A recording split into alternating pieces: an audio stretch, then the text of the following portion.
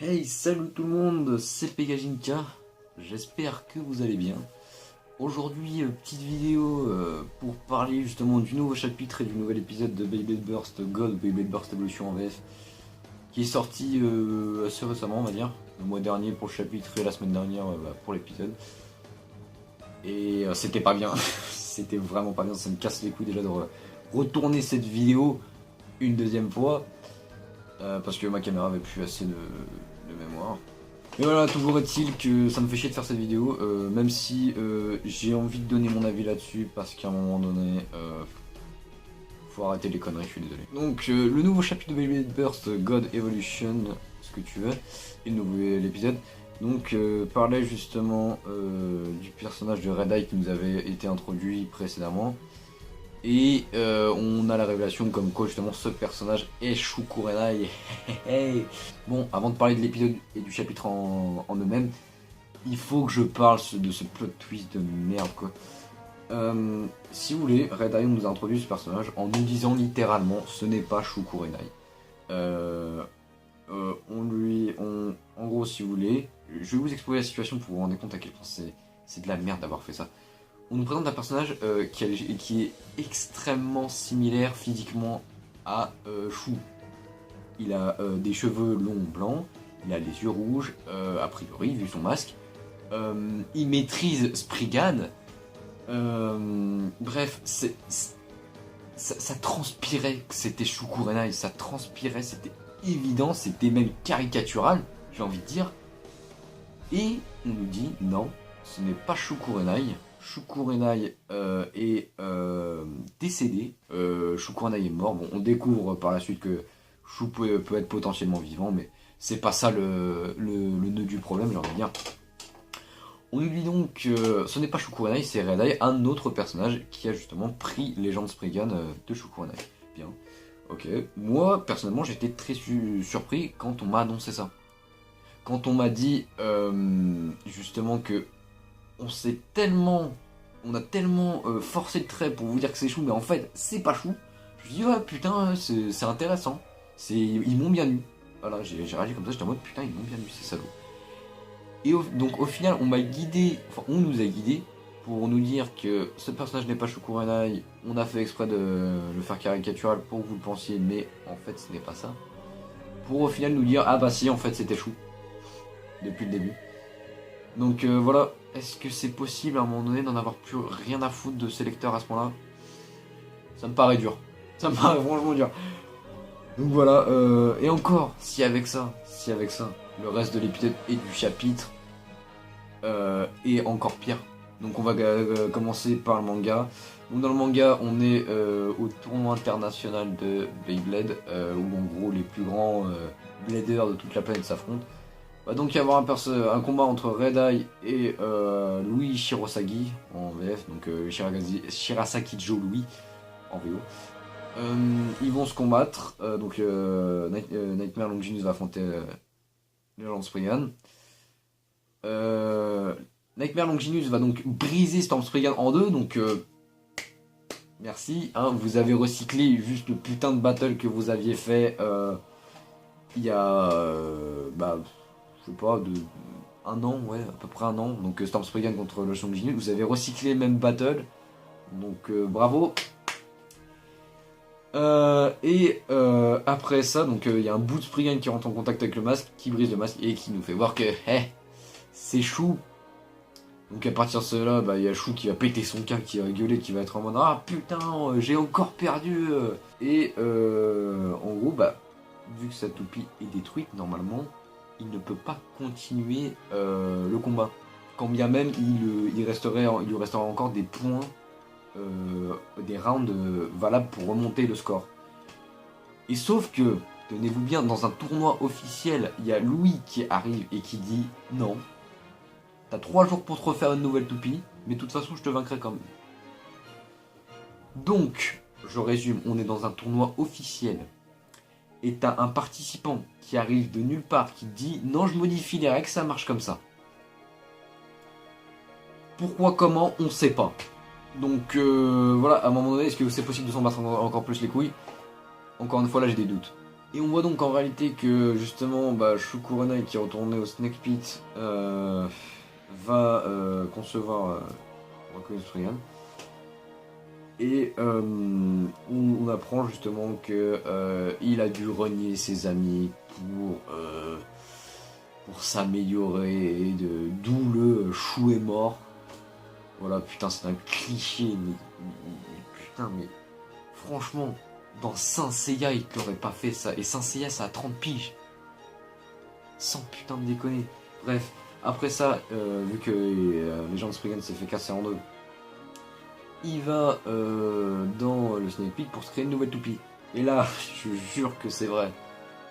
Il est dans son incubateur. Il a les 4 toupies, donc God Valkyrie, Nightmare Long, Genusig, Excalibur et Drain Fafnir dans les mains. Il fait comme As. Et il sort la légende Rokuen Spriggan de sa main. Comme ça. Ok. Non mais ok.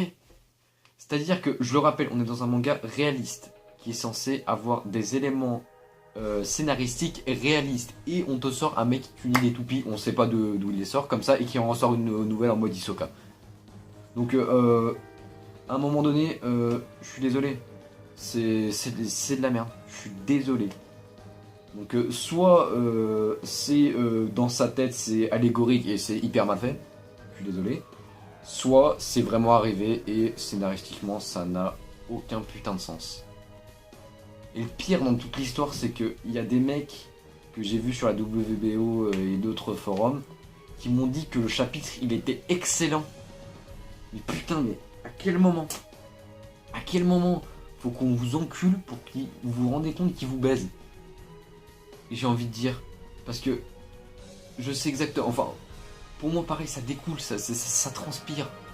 Que pourquoi ils ont fait ça? Pourquoi ils ont fait toute cette mise en scène classe entre grosses guillemets, qui ont fait tout ce clicheton, tout ce cliché, mais franchement à vomir. Mais pour mieux vendre la nouvelle toupie qui va suivre, je suis désolé. Aujourd'hui, Beyblade, c'est un truc où faut faire vendre des toupies, et si ça n'a pas de sens, c'est pas grave. Parce que, à mon avis, ça s'est passé comme ça. Je connais pas les conditions de travail de mangaka, mais à mon avis, c'est exactement comme ça que ça s'est passé.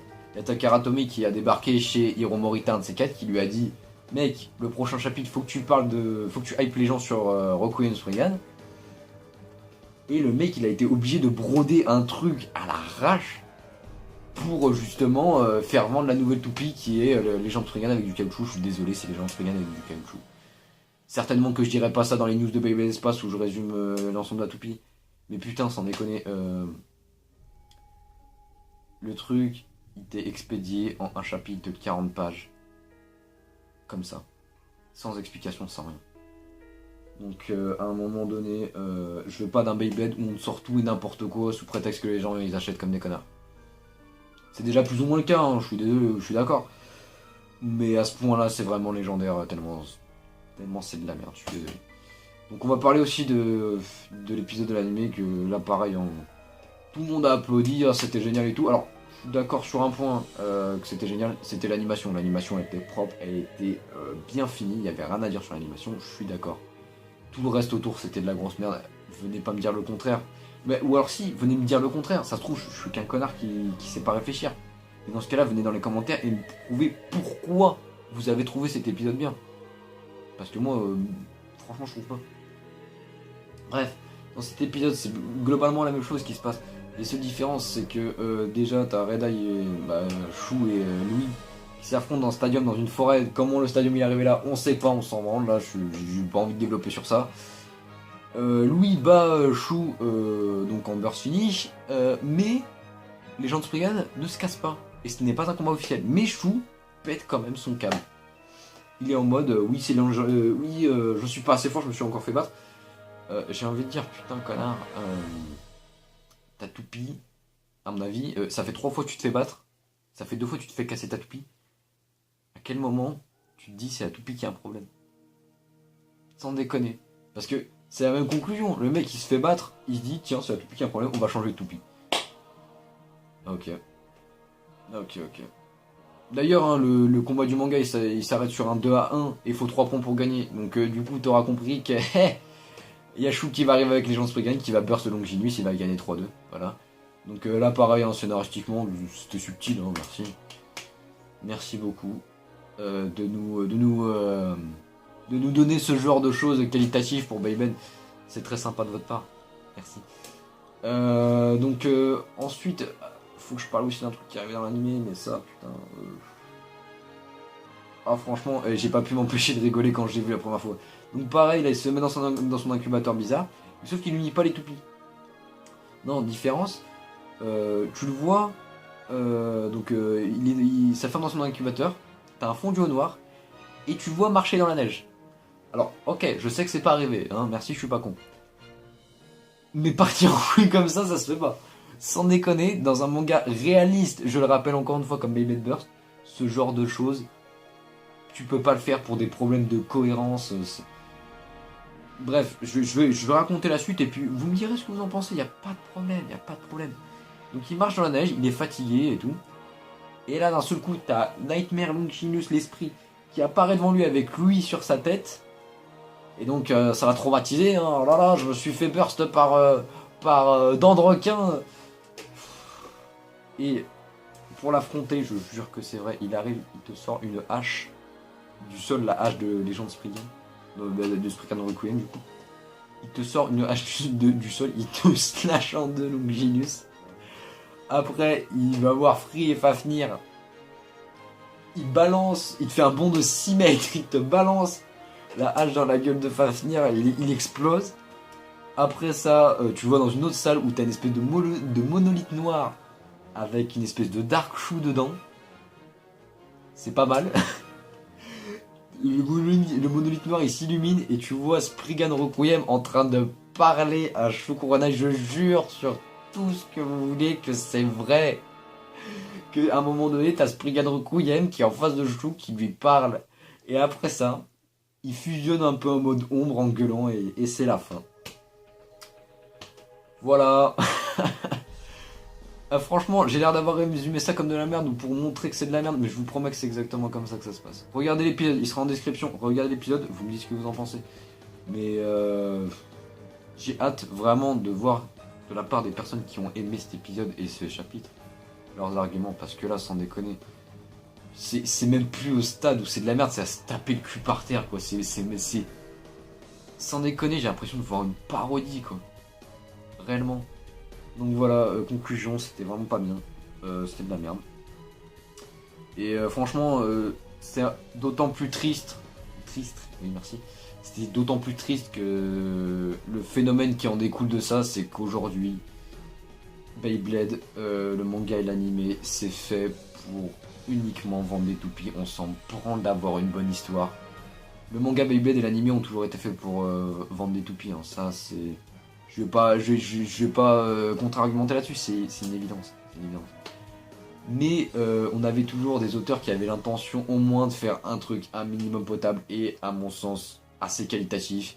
Metal Fight Beyblade, j'ai beau comparer avec tous les mangas que j'ai vus auparavant, pour moi c'est un des meilleurs mangas que j'ai jamais lu toute ma vie et que j'ai jamais regardé en anime. Donc voilà. Franchement, c'est vraiment triste de voir que Beyblade tend vers plus un modèle commercial hyper cheap et hyper réducteur à niveau création. Parce que putain, comme j'ai dit auparavant, l'épisode il était ultra swagué. Mais le seul problème des animateurs et de l'auteur aujourd'hui, c'est qu'on a des idées, mais uniquement pour mettre en valeur des toupies. Et on n'a pas des idées scénaristiques pour faire une bonne histoire. Donc voilà, ça me fait vraiment chier ce qui s'est passé dans ce chapitre et dans cet épisode, et ça me fait encore plus chier de voir ce qui se passe, de comment ça tourne Beyblade actuellement. J'espère... Putain. J'ai fait une vieille vanne de merde sans m'en rendre compte, c'est pas grave. Ce serait pas comme de terminer sur notre positif. Mais j'espère vraiment me tromper et que Beyblade va vraiment reprendre un peu le cap, on va dire, de ce que ça avait lancé, parce que franchement c'est pitoyable ce qui se passe actuellement. J'ai vraiment pas envie de voir ça pour Beyblade. Donc voilà, j'espère que tout de même, que même si le ton de cette vidéo était pas hyper joyeux, que vous aura plu quand même. Si c'est le cas, déjà, s'il vous plaît, je veux un maximum d'avis dans les commentaires par rapport à cet épisode. Parce qu'à mon sens, c'est juste pas possible. C'est juste pas possible. Donc voilà. Sinon, n'hésitez pas à rejoindre Beyblade Espace. Et puis on se retrouve dans une prochaine vidéo. Allez, à plus.